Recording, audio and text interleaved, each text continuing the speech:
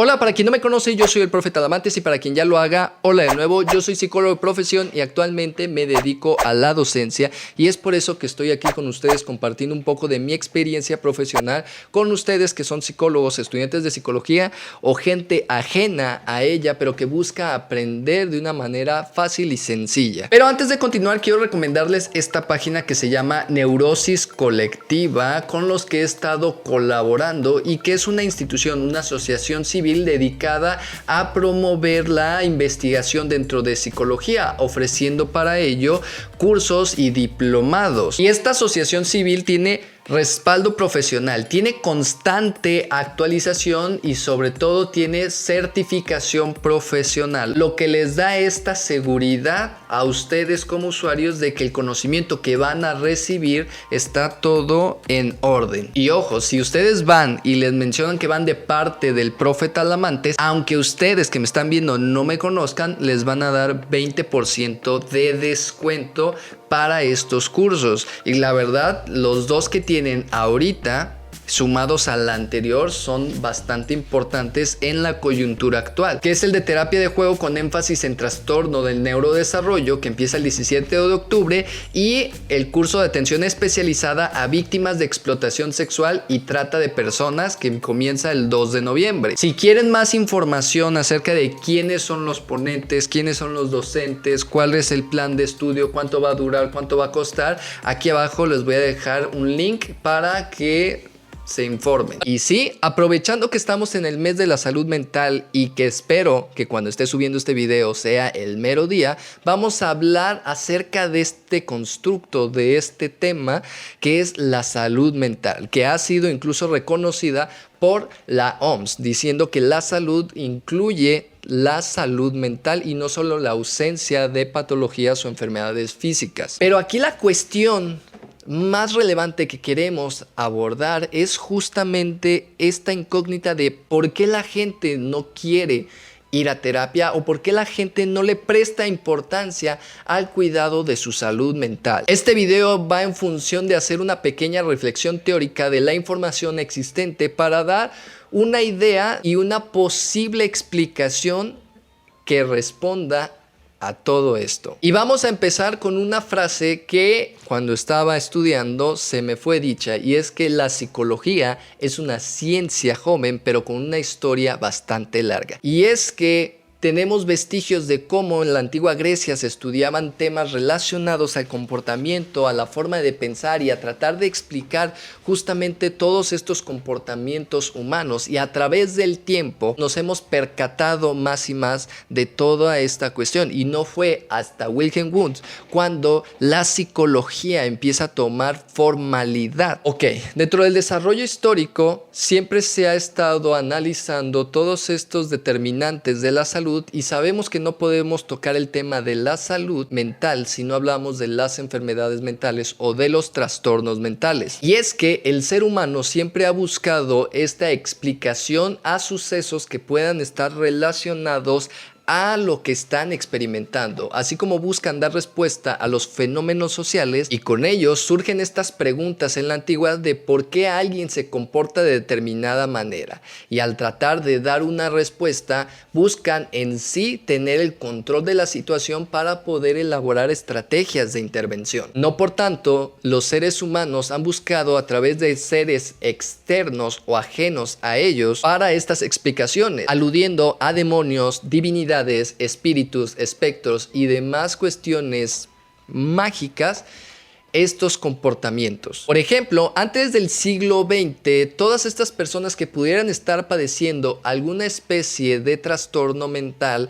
eran denominados como perversos, y esto era tipificado como un pecado. Y no es que lo esté inventando yo, incluso Martín Lutero así lo mencionaba. Y como tal, al saber que era un pecado, la expiación es lo que se buscaba. De igual forma, en otras épocas acercadas a la Edad Media, las personas que presentaban cierto retraso eran tipificadas ya sea como hechiceros o como delincuentes y se les mandaba a torres de locura o torres de locos donde pues eran maltratados, eran tratados de una manera bastante indigna, por decirlo de alguna forma. En 1930 el convento de Santa María de Bethlehem, me parece que se pronuncia así, se abrió como un espacio para recibir a pacientes psiquiátricos donde pues no se sabía si eran pacientes psiquiátricos todavía por la falta de estudios que pudiera haber. En estos lugares la manera en tratar a estas personas eran encadenándolas, eran esposándolas, eran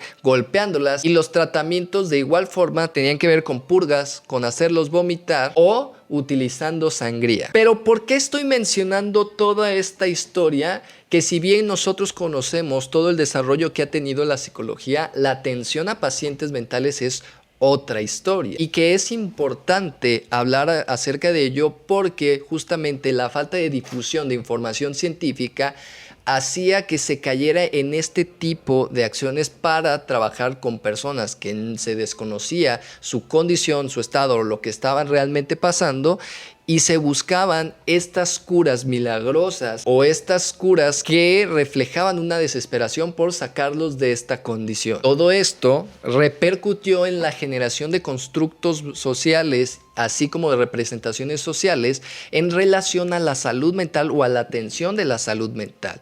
Esta idea de locos o locura o demencia, y esta frase de yo no voy al psicólogo porque es para locos, viene de toda esta historia de cómo se trataba y cómo se veía a las personas.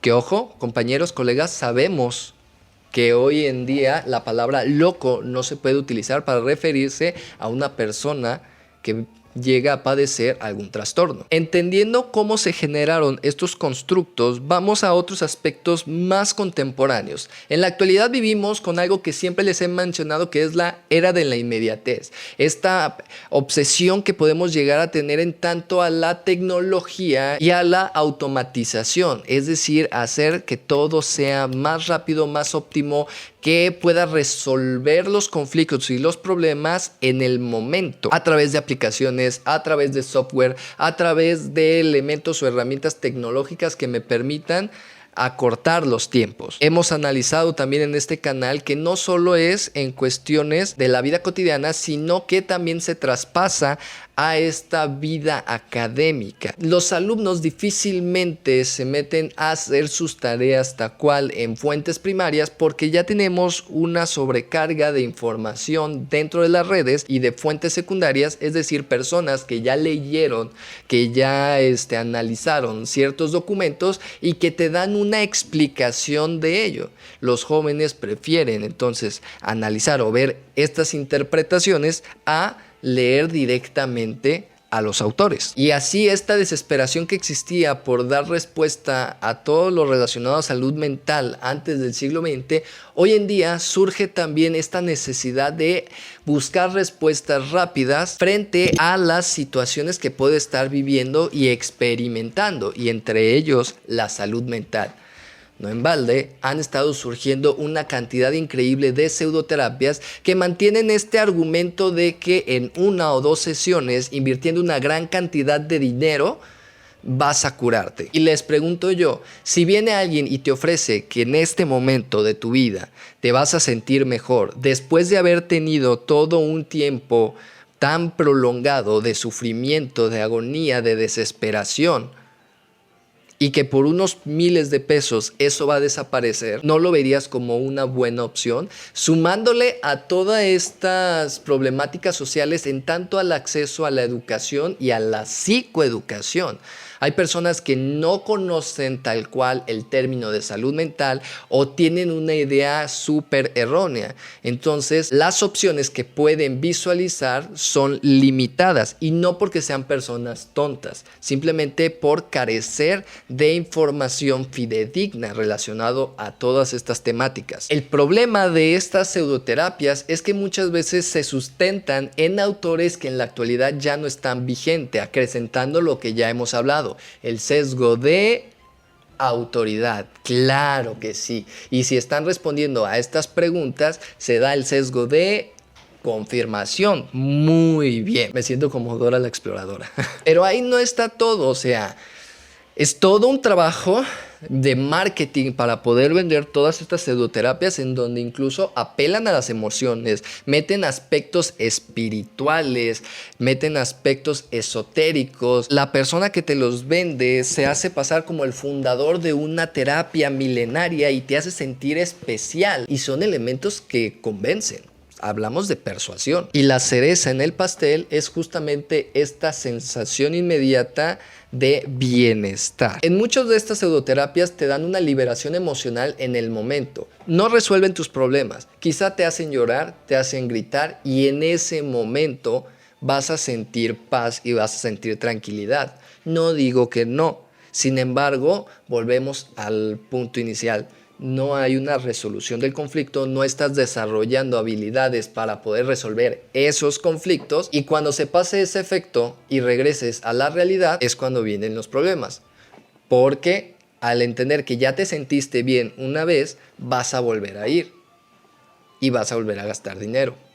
Entonces, a corto plazo o a plazo inmediato vas a sentir una mejora, pero a mediano y a largo plazo verás que no es una opción. Y pueden venir aquí a darte un montón de justificaciones de que avalen la constelación familiar, la cristaloterapia, la aromaterapia, etc. Pero todos recaen en el mismo y solo hace falta meterse a analizar su metodología para darse cuenta de ello. En cambio, lo que es la psicoterapia o la atención directa con psicólogos son procesos un tanto más largos que no van a ser de 1 o 2 días. Tampoco digo que van a ser 3, 4 años. De hecho, no deberían durar tanto. Por ejemplo, en la terapia cognitivo-conductual tiene un promedio de duración de entre 3 a 6 meses dependiendo muchísimos factores. Por ejemplo, la disposición que puedes llegar a tener, la problemática con la que puedas llegar a consulta, la constancia de asistencia, incluso a lo mejor hasta factores económicos que van a repercutir en cuántas veces puedes llegar ahí. Y de igual forma, entender que el proceso psicoterapéutico en este caso no es un proceso lineal, puede haber retrocesos, lo que genera esta idea de que no funciona porque estoy yendo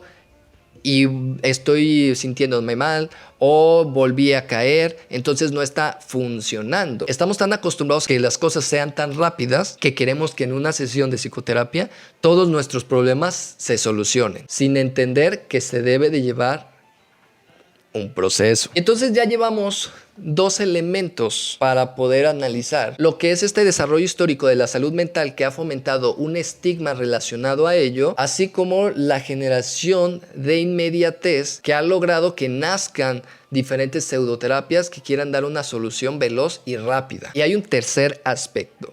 La importancia de hablar de estos temas de salud mental dentro de Latinoamérica recae justamente en que existen diferentes factores que van a complicar justamente que se tenga esta calidad y bienestar de vida. Y ese elemento es la pobreza. Sé que es complicado definir cuáles son los parámetros para poder mencionar qué es la pobreza y que no solo está vinculado a la parte económica. De hecho, este es uno de los elementos que se toman en cuenta. El ingreso, el acceso a los servicios de salud, el acceso a la seguridad pública, el rezago educativo, la calidad y espacios de vivienda, los servicios básicos de vivienda y el acceso a la alimentación nutritiva. En teoría, serían los elementos que todo ser humano debería poder acceder para tener una calidad y bienestar de vida digna. Sin embargo, en México existen 55.7 millones de personas que se encuentran en situación de pobreza. De estos, 80.6% están en el rango de la pobreza y el 19.4% están en pobreza extrema, teniendo más de 2 carencias en el caso de los que se encuentran en pobreza y más de 3 carencias en la pobreza extrema, que pueden variar en cualquiera de estos indicadores que les acabo de mencionar. ¿Cuál es la relación entonces con todo esto de la salud mental? Pues si las personas están viviendo en una situación donde deben de preocuparse por cubrir estas necesidades, va a haber una repercusión en su salud mental. Esta generación de ansiedad, esta generación de depresión y demás trastornos mentales. No por nada, justamente la pandemia contribuyó al incremento estadístico de estos padecimientos o de estas condiciones mentales. Muchas personas perdieron su trabajo, disminuyeron sus ingresos, lo que repercutía en esta parte de la alimentación, del cuidado de la familia. Por ende, las preocupaciones pudieron llegar a avanzar. Y entonces, en el factor económico hay que entender que no todo mundo tiene la posibilidad para pagar terapia o para pagarle a un psicólogo para su atención. Muchas veces podemos llegar a ver que esto forma parte de un privilegio. Y sí, hay ciertas entidades, instituciones que dan este acceso de manera económica y existe dentro del sistema público también la asistencia. Realmente, al menos en el sistema público, no existe la infraestructura o la superestructura para poder atender toda la demanda necesaria. Y esta falta de psicoeducación que hace que las personas opten por pagar más dinero en otras cuestiones antes que en tu salud mental es otro tema a tratar. Ahora, el confinamiento es un elemento nuevo también en nuestras vidas que genera un cambio de rutinas. Todo esto se conjunta para que tengamos todo lo que pasa, ¿no? De cierta manera, gracias a la pandemia se descubrió el concepto de salud mental por todos estos padecimientos. Sin embargo, la asistencia al psicólogo es otro aspecto. El traspaso de un sistema presencial a uno en línea hizo que muchas personas se aprovecharan para difundir información. Y si recordamos el tema de las pseudoterapias, han tenido mayor alcance porque han tenido mayor exposición en redes. Las personas tratan de aminorar estos efectos o esta sintomatología de la ansiedad o la depresión y buscan respuestas. Aquí la importancia de que nosotros como psicólogos o como personal del área de la salud mental abordemos las redes de forma responsable para poder informar de manera adecuada sobre estos temas a la población. Y si tú eres estudiante y quieres compartir también información, así como tienes que tener un supervisor en tus prácticas educativas, clínicas, sociales, así como tienes que tener un supervisor dentro de tu servicio social o cuando egresas, tienes que tener un supervisor que lleve un seguimiento de tu trabajo para evitar que existan complicaciones en los seres humanos, debes de tener también un supervisor que esté monitoreando la información que vas a exponer en redes. Si hasta en profesionales egresados tenemos colegas que no han leído el código ético, entonces con mayor razón, simplemente, profe, esta es la información, yo ya sabré cómo voy a exponerla a mi manera, ya sea de una manera satírica, humorística o de manera seria. Solamente es que se consulten las fuentes, es a lo que me refiero, tampoco es algo así como que, ay, tú estás chiquito y no debes de hacerlo.